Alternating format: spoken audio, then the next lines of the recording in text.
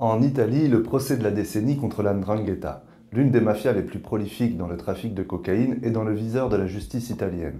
Avec un chiffre d'affaires annuel estimé à 50 milliards d'euros, cette mafia qui a supplanté la Cosa Nostra possède les moyens de corrompre le simple policier comme le personnel politique. Elle intervient aussi dans le BTP, le détournement de fonds européens et les contrats de pompes funèbres en pleine pandémie. C'est en 2005 que cette entreprise du grand banditisme commence à apparaître aux yeux du grand public avec l'assassinat de Francesco Fortunio, élu centre-gauche, ainsi que de 6 autres Italiens.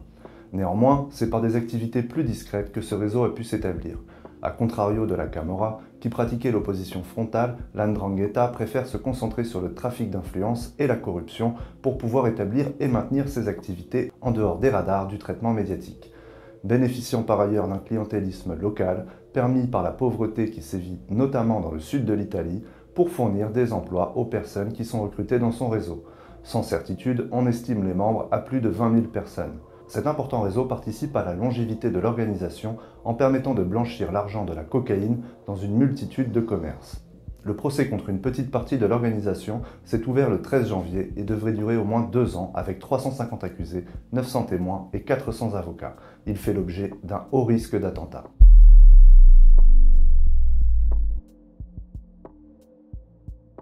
Ceux qui en gagnent le plus sont ceux qui en donnent le moins, triste credo de notre époque. Et Google incarne parfaitement cette dynamique avec 128 milliards d'euros transférés via une filiale néerlandaise dans les Bermudes. Elle aurait ainsi évité, rien que pour les États-Unis, le versement d'un impôt de 38 milliards. 2 autres filiales sont impliquées dans ce trafic, l'une en Irlande et l'autre à Singapour. En échange de la complicité du gouvernement néerlandais, une petite somme était déclarée au fisc local, résultant sur un impôt de 25 millions d'euros, soit seulement 0,02% de la somme totale ayant transité. Google a annoncé mettre un terme à ce montage et transférer les montants concernés aux États-Unis. Cependant, les affaires ayant scandalisé par le passé n'ont jamais freiné la recherche de nouveaux circuits financiers, peu regardant sur les redistributions des capitaux aux États et populations, en lien avec les activités les ayant générées.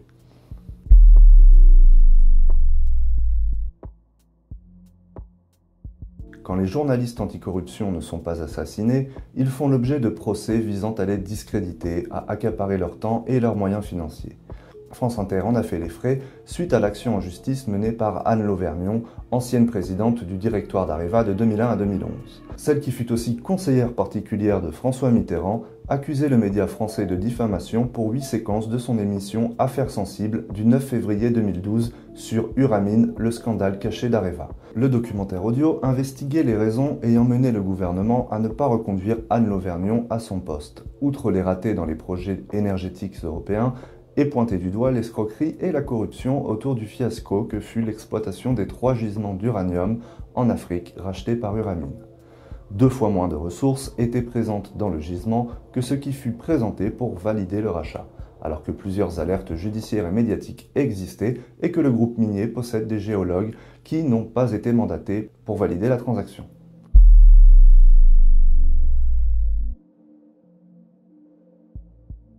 Royaume-Uni, un Singapour sur Tamise. Le danger n'est pas écarté. C'est le titre choisi par le journal belge Le Soir. 2 eurodéputés s'inquiètent du manque de concertation sur les volets fiscaux encadrant l'accord avec Londres. Il s'agit de Philippe Lambert et de Sven Giegold.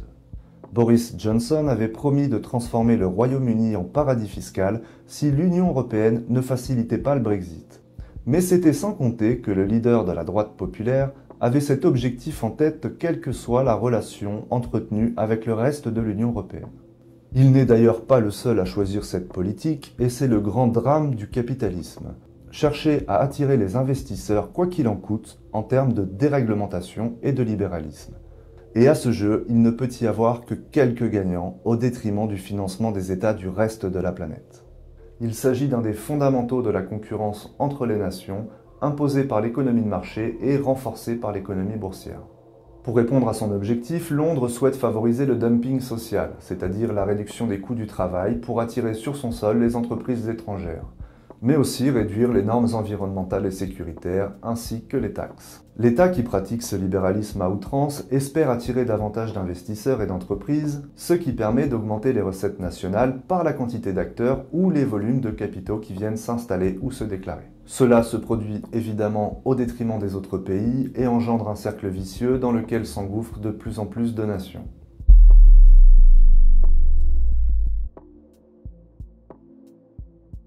La situation catastrophique subie par les Ouïghours a heureusement fait l'objet d'une médiatisation croissante à travers le monde, notamment grâce aux associations musulmanes et des droits de l'homme. Mais saviez-vous que des grands groupes exportant en France bénéficient de ces camps de travailleurs forcés, emprisonnés pour leurs convictions religieuses? C'est une publication du Monde qui s'y intéresse début janvier. Le document vidéo se base sur les rapports de l'association Uyghur Human Rights Project qui estime à 400 le nombre de camps de travail, à plus d'1 million le nombre de prisonniers et à 82 le nombre d'entreprises internationales bénéficiant de cette main-d'œuvre. Face aux critiques internationales, le gouvernement totalitaire chinois prétend qu'il s'agirait de simples centres de formation. Le Monde, dans une vidéo de 16 minutes, dément cette version à partir d'une analyse des réseaux sociaux chinois, qui, bien que censurés, laisse néanmoins apparaître plusieurs témoignages et documents. Face aux diverses révélations, quelques enseignes telles que H&M ont annoncé en 2020 mettre un terme à leur contrat en lien avec le Xinjiang, principale région de ce trafic d'êtres humains. Notons que pour asseoir sa propagande, outre les formations professionnelles, la Chine utilise le terme de lutte contre le séparatisme.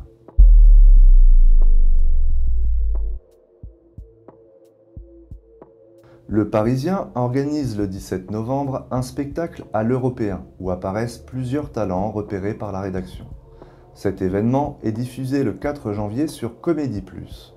Mais le sketch d'Edgar Yves est coupé au montage. Selon le producteur, l'extrait aurait été retiré à la demande de l'artiste, mais les sources du Parisien contestent cette version.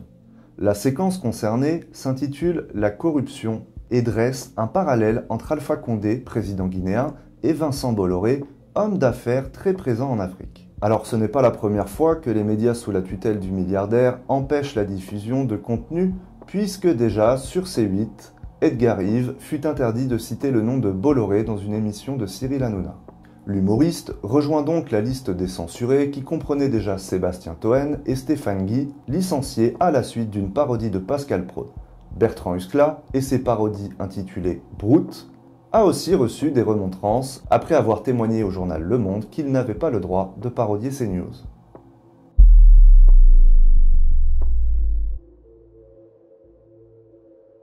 Après la fuite du président Ben Ali en 2011, la Suisse a gelé ses avoirs. Les forts soupçons de détournement de fonds publics nécessitaient de protéger ses capitaux tunisiens. Malheureusement, une partie de ces avoirs pourrait de nouveau être accessible à une trentaine de membres du clan Ben Ali, permettant à des proches du président mort en exil en 2019 de retirer jusqu'à 200 millions d'euros. La nouvelle présidence tunisienne, élue en 2019, essaye de récupérer ces sommes, mais la Suisse se plaint de la lenteur des actions judiciaires préalables nécessaires pour transférer les sommes sur les comptes de l'État tunisien. Plusieurs associations locales mettent en faute l'ancien gouvernement qui tentait d'amnistier le clan Ben Ali et dénoncent les querelles internes, l'instabilité et les conflits d'intérêts qui ont fait passer l'action judiciaire au second plan. Face à la situation et aux récentes élections, les autorités suisses annonçaient la mise en place de délais pour empêcher le dégel prévu au 19 janvier. Ce afin de permettre à la justice tunisienne de rendre son verdict.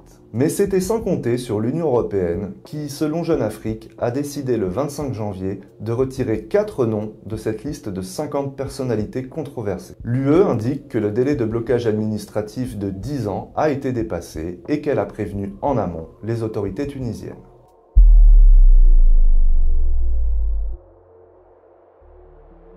Pour le célèbre juge Renaud Van Ruymbeck, il n'y a jamais eu autant d'argent dans les paradis fiscaux.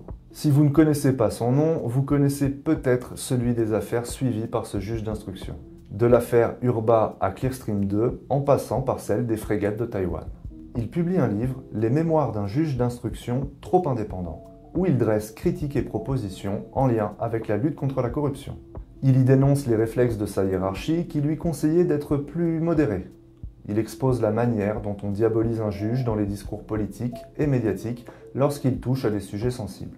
Plusieurs anecdotes soulignent la difficulté à juger des détournements en présentant les précautions prises, comme le fait, pour éviter toute fuite nuisible à l'instruction, de ne pas pouvoir indiquer aux policiers chargés des perquisitions l'adresse du lieu à investiguer. Pour autant, Van Ruymbeck félicite les efforts réalisés par les sociétés civiles après des siècles d'omerta sur les détournements financiers réalisés par les pouvoirs politiques. Mais comme il l'indique depuis l'appel de Genève, cette lutte contre les fraudes en haut lieu ne peut aboutir qu'avec la participation de tous les acteurs mondiaux, puisqu'il suffit d'un seul paradis fiscal pour mettre la justice et les peuples en défaut.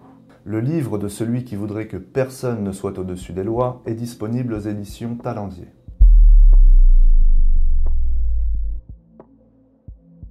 Celui que l'on appelait l'insaisissable a fini par tomber dans les filets de la justice suisse. Il comparaissait dans une affaire liée à l'acquisition d'un des plus grands gisements de fer au monde, situé en Guinée. Ce franco-israélien basait sa défense sur le fait qu'il n'a qu'un statut de conseiller dans l'entreprise qui porte son nom et qu'ainsi il ne serait pas responsable des décisions prises. Le tribunal correctionnel de Genève a jugé quant à lui que l'achat de la concession minière reposait sur la corruption et que M. Steinmetz était un rouage important de cette fraude. L'enquête a établi le versement de 10 millions de dollars à la quatrième épouse de l'ancien président guinéen qui, protégé par la justice américaine, comparaissait comme témoin. Un autre Français était ciblé par ce procès, Frédéric Silin. Déjà condamné aux USA, il a reçu une nouvelle peine de 3 ans et demi d'emprisonnement suite à la tentative de destruction de preuves en Guinée. Le magnat des mines écope quant à lui d'une peine de 5 ans d'emprisonnement et d'une amende de 46 millions d'euros à verser à la justice suisse. Si cette compensation n'est versée qu'à la Suisse, c'est pour la simple raison que M. Steinmetz a négocié l'abandon des charges qui pesaient contre lui en Guinée. Il a annoncé faire appel de la décision suisse.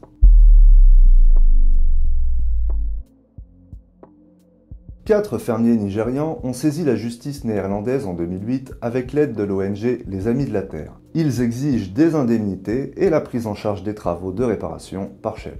Des fuites d'hydrocarbures liées à l'activité d'une filiale du groupe pétrolier ont engendré la destruction de 3 villages et de nombreuses surfaces agricoles en 2008. C'est un procès très important puisqu'il contribue à casser la stratégie des multinationales qui se défaussent de leurs responsabilités à travers la multiplication des filiales. Et ce n'est pas la première action en justice qui concerne de graves accidents industriels puisque Shell fut notamment condamné par la justice londonienne en 2013 et en 2015 suite aux plaintes de pêcheurs locaux. Shell conteste les accusations et parle de fuites dues à des actes de sabotage et exige que le procès ait lieu au Nigeria. Le groupe fait l'objet d'accusations par plusieurs veuves nigérianes concernant l'assassinat de leur mari opposé à ces exploitations pétrolières. Elles dénoncent le rôle de l'entreprise dans l'arrestation de leurs époux exécutés par le régime militaire dans les années 1990.